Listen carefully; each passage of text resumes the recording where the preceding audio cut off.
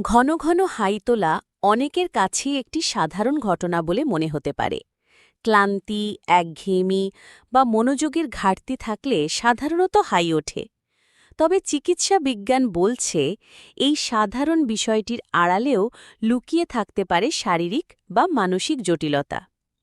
বিশেষজ্ঞরা মনে করেন কেউ যদি দিনে অস্বাভাবিকভাবে অনেকবার হাই তোলে তবে সেটিকে গুরুত্ব সহকারে দেখা উচিত। ঘুমের সমস্যাগুলো এ ধরনের লক্ষণের পেছনে বড় ভূমিকা রাখতে পারে। স্লিপ অ্যাপনিয়া, অনিদ্রা বা ঘুম গভীরভাবে না হওয়ার কারণে মস্তিষ্কে পর্যাপ্ত অক্সিজেন পৌঁছাতে না পারলে শরীর নিজেকে সচল রাখার চেষ্টা হিসেবে হাই তোলে। এর ফলে হাই তোলার প্রবণতা অনেক বেড়ে যেতে পারে।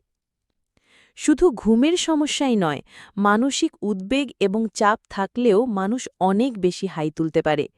মন অস্থির থাকলে বা মনোযোগ হারিয়ে গেলে শরীর স্বয়ংক্রিয়ভাবে হাই তোলার মাধ্যমে নিজেকে সজাগ রাখার চেষ্টা করে। আবার কিছু ওষুধের পার্শ্ব প্রতিক্রিয়াও এই প্রবণতার কারণ হতে পারে। বিশেষ করে মানসিক চাপ কমানোর জন্য ব্যবহৃত কিছু ওষুধের প্রভাবে এমনটা দেখা যায়। আরও কিছু জটিল স্নায়বিক সমস্যা রয়েছে যা অনেক সময় শরীরের এই অস্বাভাবিক প্রতিক্রিয়া জন্ম দেয়। যদিও এসব ঘটনা তুলনামূলকভাবে কম ঘটে, তবু সেগুলোর মধ্যেও ঘন ঘন হাই তোলা একটি লক্ষণ হতে পারে।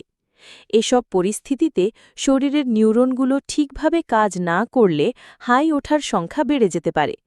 তবে এই ধরনের লক্ষণ যদি দীর্ঘ সময় ধরে চলতে থাকে এবং সঙ্গে থাকে অস্বাভাবিক ক্লান্তি, মনোযোগের ঘাটতি কিংবা শরীরে অন্য কোনো অসামঞ্জস্যতা, তাহলে দেরি না করে একজন বিশেষজ্ঞের পরামর্শ নেওয়া জরুরি।